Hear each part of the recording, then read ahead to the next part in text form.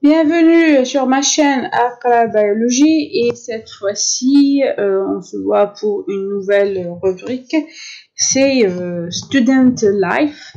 Là on va traiter la vie des étudiants d'une façon bien sûr pédagogique et on va parler des différents aspects, des soucis que les étudiants pose chaque jour. C'est comment réviser, comment préparer les examens, comment rédiger un rapport, comment organiser notre PFE, le manuscrit, etc.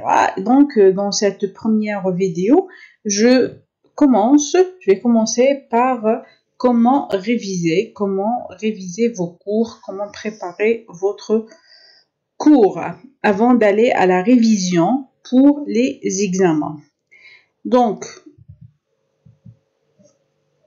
cette année, c'était un peu spécial avec le confinement et ses effets psychologiques tels que la dépression. Là, le lancement d'une nouvelle méthode d'enseignement, l'enseignement à distance ou bien le e-learning, et aussi les cours qui tend vers l'infini. Donc il y en a beaucoup et on ne sait pas comment commencer, comment s'organiser pour les réviser. Et là, c'est la présence de ces trois facteurs ne peut pas être une source de stress. Oui, c'est une source de stress, mais il faut apprendre à s'adapter. Il y a une simple méthode que des bactéries ou les micro-organismes utilisent, c'est une phase de latence. Et cette phase de latence est une adaptation des micro-organismes à un nouveau milieu. Donc, et juste après, c'est la croissance. Donc, je pense que c'est bon. Nous avons eu assez du temps pour l'adaptation. On doit passer à la croissance et on va passer à comment travailler sur ces conditions et avec cette pandémie, ce Covid, le virus qui existe encore avec nous. Alors, les étudiants posent la question suivante: comment puis-je préparer mes cours? Et l'étudiant, il est seul et il n'est pas seul. Donc, il doit commencer à être un vrai étudiant. Et pour faire face et pour commencer vraiment à prendre les choses au sérieux, il faut comprendre que le tout passe avec une gestion du temps ou bien le time management. Et la gestion du temps dépend de deux choses. Premièrement, c'est de déterminer la période dans la journée que l'étudiant peut travailler bien, peut assimiler les choses et peut se concentrer. Donc, il y a des gens qui sont matinales, d'autres qui aiment l'après-midi et d'autres qui travaillent le mieux le soir, la nuit plutôt. Et donc, ça dépend de la personne. Mais une chose qui est commune chez les trois catégories, c'est d'avoir un emploi du temps. Et l'emploi du temps, c'est de donner le temps nécessaire pour chaque module et pour chaque chapitre. J'aurais besoin de 2 heures pour le module A, mais 1 heure est très suffisante pour 1 heure du temps est quelque chose de très suffisant pour un module B. Donc il faut être honnête et savoir les points faibles et les points forts de chacun pour avoir un emploi du temps. Et puis là, je vais vous donner un ensemble 5 étapes pour pouvoir préparer vos cours et de bien assimiler vos modules et les informations que vous avez. Alors la première étape consiste, je l'ai nommé lire, bien read. Alors lire, qu'est-ce qu'on va lire? On va tout simplement faire une lecture simple du cours que vous avez et au fur et à mesure que vous êtes en train de lire, essayez de souligner les points difficiles.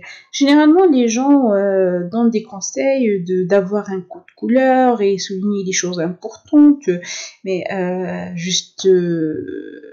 juste une petite information qui n'est pas du tout une confidence, c'est que le tout est important. Il n'y a pas des points importants et d'autres non, un point important et d'autres points non dans le cours. Le tout est important. Donc il faut y aller vers souligner les points difficiles. Là où vous avez un problème, où vous n'arrivez pas à comprendre, où les choses ne sont pas vraiment claires, c'est là où vous devez se focaliser pour travailler le plus. Mais sinon, tout le cours est important. Une fois que vous avez ça, allez directement à l'étape numéro 2, c'est structurer, avoir une structure de votre cours. C'est quoi? C'est de connaître votre plan du cours. C'est-à-dire, il est composé de quoi? C'est généralement les titres et les sous-titres.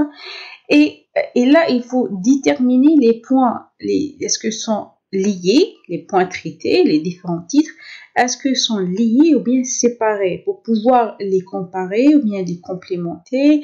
C'est-à-dire qu'il y a une complémentarité entre les points, donc il y a une façon de les comparer, ou bien on va traiter chaque point à part comme un seul chapitre.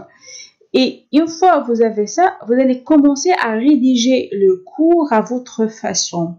Une fois que vous commencez à rédiger le cours à votre façon, encore une fois, on va trouver les points qui sont difficiles, que vous n'arrivez pas à comprendre. Et de là, on va passer à l'étape numéro 3 qui est approfondir, aller en deep pour pouvoir le compléter votre cours. Et donc, vous avez des questions, vous allez les poser à des amis, à des enseignants, à des livres, ou bien vous allez les chercher sur des sites d'internet. Et là, il faut y aller vers les sites officiels, les sites des universités, ou bien les livres sous forme de PDF. Et alors, comment vous allez faire pour avoir ces 3 sources d'informations? Pour les amis, c'est simple. Si on va dire amis, c'est directement avoir un groupe d'études. Un groupe d'études, c'est très important maintenant. Et c'est vrai, on est loin, on peut pas se réunir, mais quand même, il faut utiliser la technologie, il faut utiliser les réseaux sociaux. Il y a le Webex, il y a le Google Meet, il y a Zoom, il y a WhatsApp, Viber, il y a Facebook, il y a le tout pour faire réunion et parler pendant des heures et travailler sur vos cours ou bien la révision. Donc, et là, entre amis, entre étudiants, c'est facile de poser les questions parce qu'il n'y a pas de complexe, il n'y a pas de problème. On peut poser n'importe quelle question de la façon qu'on veut, avec la langue qu'on veut. Donc, on peut la poser en anglais, en français, en arabe, en darja. Le tout passe, il n'y a pas de souci. Et être avec des collègues, c'est automatiquement partager des astuces, partager des sites d'internet qui sont importants, qui sont intéressants, et aussi de compléter les notes données. Et ça, c'est très important aussi. Hein. Et être entouré avec des gens où vous partagez la même chose, c'est une source de motivation pour travailler encore et encore. Vous pouvez avoir l'information à partir des livres et des sites d'internet.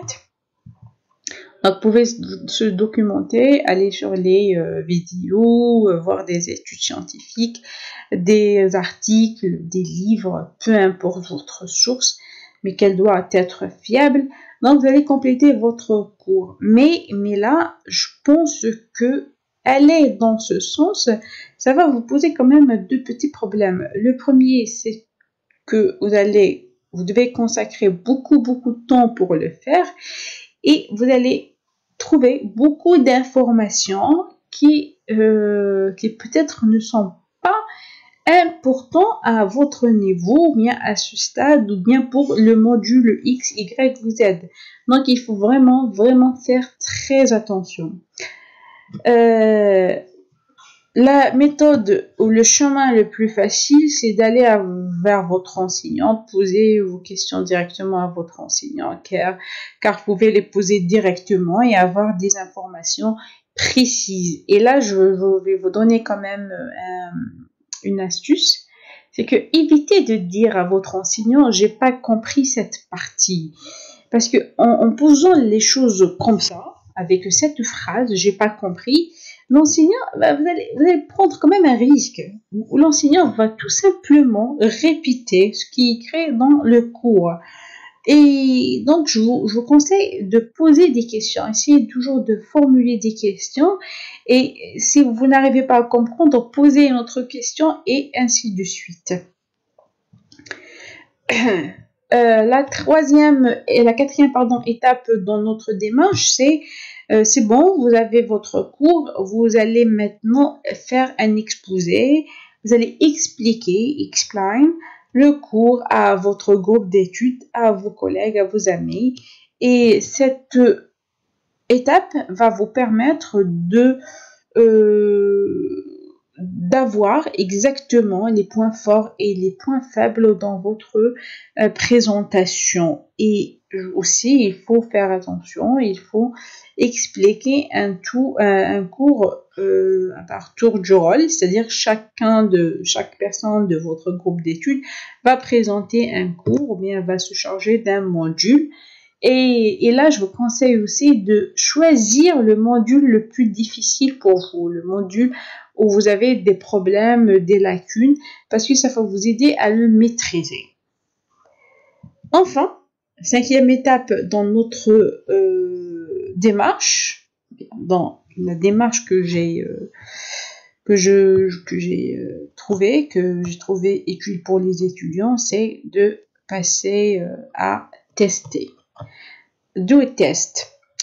Et là, vous pouvez soit trouver des examens sur les sites, aller sur les forums des étudiants, ou bien essayer de vous-même vous poser des questions sous forme de QCM, sous forme de schématiser quelque chose, faire des tableaux de comparaison, créer des schémas et compléter les diagrammes. Et ça va vous aider vraiment à tester vos connaissances et est-ce que vous avez bien compris le tout. Je répète, le tout, parce que de l'introduction jusqu'à la conclusion, le tout, chaque point, chaque information est très importante. Il faut pas négliger, il faut pas dire, je vais pas réviser les exemples, parce que ça peut être comme question donner des exemples à cet phénomène. Bon, cette démarche, j'ai moi-même créé et testé, et c'est selon une longue expérience dans l'enseignement, et j'espère que ça va vous aider dans votre vie en tant qu'étudiant. J'espère aussi que cette vidéo était simple, claire et qu'elle va vous aider pour votre démarche. Je pense que pratiquement c'est la période pour commencer les révisions, vu que la reprise ça va être en fin août. Et on va voir pour les séances prochaines, quoi faire et quoi présenter pour vous aider dans cette période exceptionnelle. Donc, encore une fois, bienvenue à ma chaîne Aqra Biologie. N'hésitez pas à poser vos questions, laissez-moi un commentaire et je suis là pour répondre. Et à la prochaine. Bye bye.